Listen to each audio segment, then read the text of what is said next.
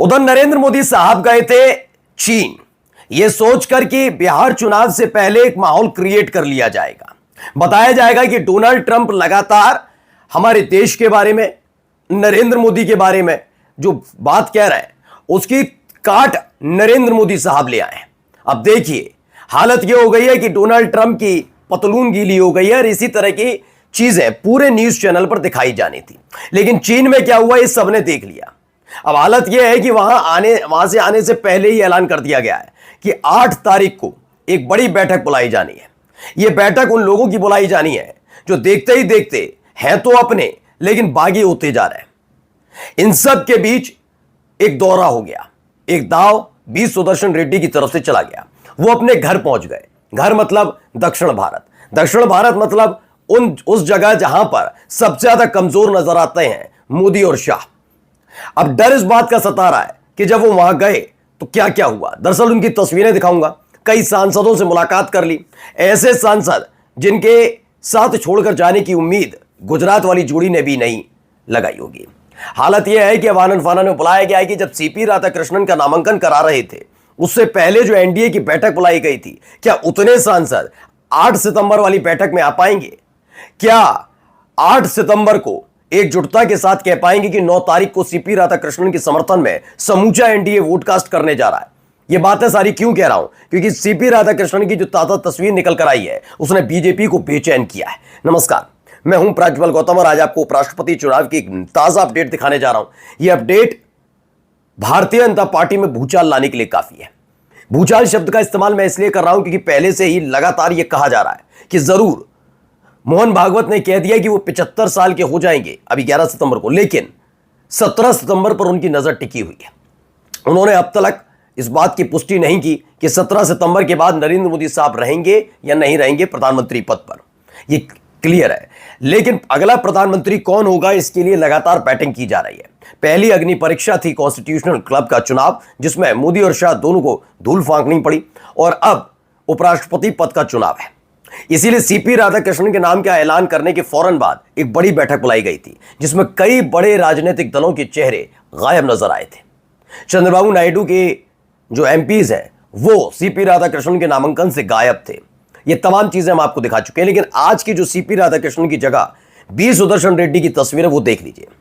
इन तस्वीरों में आप देख सकते हैं कि बी सुदर्शन रेड्डी पहुंचे, उसके बाद कई सांसद मुलाकात करने पहुंचे, शॉल उड़ाया गया, उनके हाथ में बुके दिया गया, उनसे कहा गया कि हम आप पर गर्व करते हैं सर, और तमाम बातें कही जाने लगी।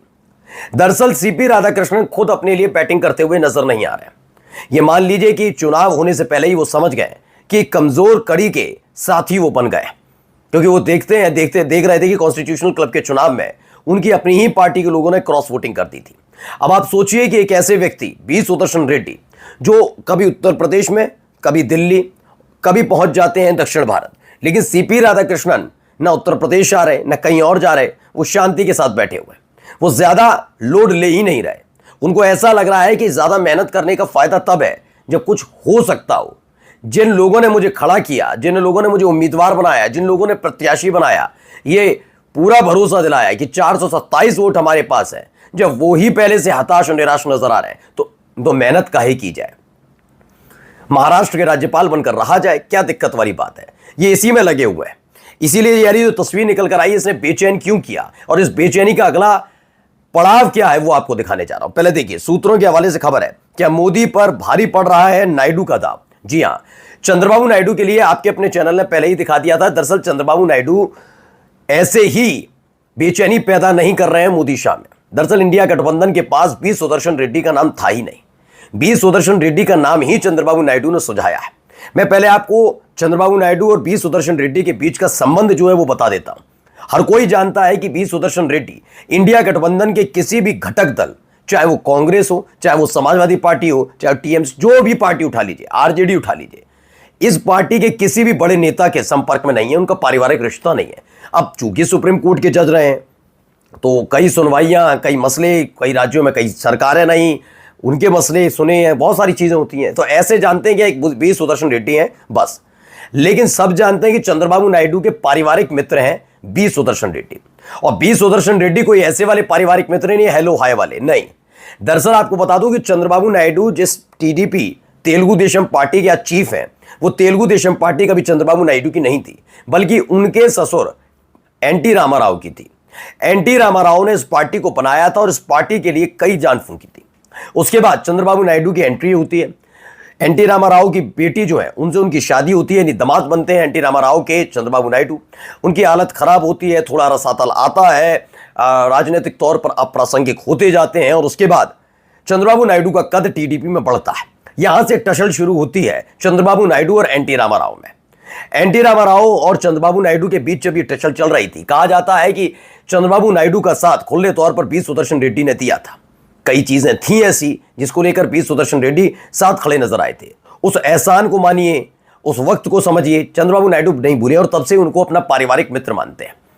जब चंद्रबाबू नायडू से पूछा गया था कि आंध्र प्रदेश की सियासत को आपसे बेहतर कौन समझेगा, दक्षिण भारत की सियासत को आपसे बेहतर कौन समझेगा, क्योंकि उस समय हालात थे कि डीएमके को तोड़ने के लिए सीपी राधाकृष्णन को, तमिलनाडु वाले सीपी राधाकृष्णन को बनाया गया था। लेकिन जब चंद्रबाबू नायडू की तरफ से बी सुदर्शन रेड्डी का नाम आया तो बीजेपी, खासतौर पर मोदी शाह विचलित हो गए थे। वो जानते थे आने वाले वक्त में खेल हो सकता है। इसीलिए देखिए, अब खबर है उपराष्ट्रपति चुनाव से पहले पीएम मोदी ने 8 सितंबर को एनडीए के नेताओं को डिनर पर बुला लिया है। अब वो तलाशना चाहते हैं उन चेहरों को जो चेहरे सीपी राधाकृष्णन के नाम पर, तब तक बी सुदर्शन रेड्डी का नाम नहीं आया था, तब बुलाए गए थे सारे के सारे। और क्या वो सारे के सारे आएंगे? क्या 8 सितंबर की प्रधानमंत्री नरेंद्र मोदी के इस डिनर में सबकी मौजूदगी होगी? इसको वो तलाशना चाहते हैं। वो बात अलग है कि उसके दूसरे ही दिन यानी डिनर होगा, यानी रात हो रही होगी, तो नाम वापसी हो नहीं पाएगा और नाम वापसी का समय भी निकल गया। अब ऐसे में क्या सीपी राधाकृष्णन की दावेदारी उतनी मजबूत है? वो उस रात को देखना और समझना चाहते हैं। सूत्रों के मुताबिक नायडू के पैतरे और जगन रेड्डी से राजनाथ की बातचीत के बाद समीकरण बिगड़ने और क्रॉस वोटिंग की संभावना का डर मोदी शाह को सता रहा है। ये खबर हम लगातार आपको दिखा रहे हैं। दरअसल एक खबर निकल कर आई थी कि चंद्रबाबू नायडू को लेकर मोदी शाह आश्वस्त नहीं है। तब खबर निकली कि सीधे मोदी और शाह दोनों में से कोई फोन कॉल नहीं करेगा जगनमोहन रेड्डी को। इसके लिए राजनाथ सिंह को आगे किया गया। राजनाथ सिंह ने जो फोन कॉल जगनमोहन रेड्डी को किया था उसकी खबर कई मीडिया संस्थानों तक पहुंच गई थी। लेकिन आपको मैं पहले बता दूं कि मीडिया संस्थानों की हिम्मत नहीं है कि वो एक ऐसी रणनीति का खुलासा कर पाए जो रणनीति एक दौर पर आकर, एक स्थिति में आकर मोदी शाह की रणनीति को फेल कर दे। तो ऐसे में पहले परमिशन ली जाती है, खबर चलानी है, दिखानी है, नहीं दिखानी। पता किया गया जगनमोहन रेड्डी को किया गया राजनाथ सिंह की तरफ से फोन कॉल वाली खबर को चलाने की मनाही थी, लेकिन द प्रिंट ने उस खबर को छाप दिया था। जैसे ही ये खबर निकलकर सिर्फ एक द प्रिंट ने छापा, उसके बाद ये खबर जैसे ही चंद्रबाबू नायडू तक पहुंची, खबर यह है कि वो नाराज हो गए कि जब मैं आपके साथ एनडीए में हूं, जब मैं आपके साथ कह रहा हूं सीपी राधाकृष्णन के साथ हूं, तो आपने किस लिहाज से और किस अधिकार के साथ जगनमोहन रेड्डी से समर्थन मांगा? मेरे चिर प्रतिद्वंदी, एक होता है प्रतिद्वंदी और एक होता है चिर प्रतिद्वंदी। दरअसल जगनमोहन रेड्डी की सरकार के दौरान ही चंद्रबाबू नायडू को जेल भेजा गया था। किसके इशारे पर वो छोड़ दीजिए अब, लेकिन उसके बाद वो बहुत निराश और बहुत गुस्से में आई थी चंद्रबाबू नायडू। उसी के बाद से उनकी टसल है।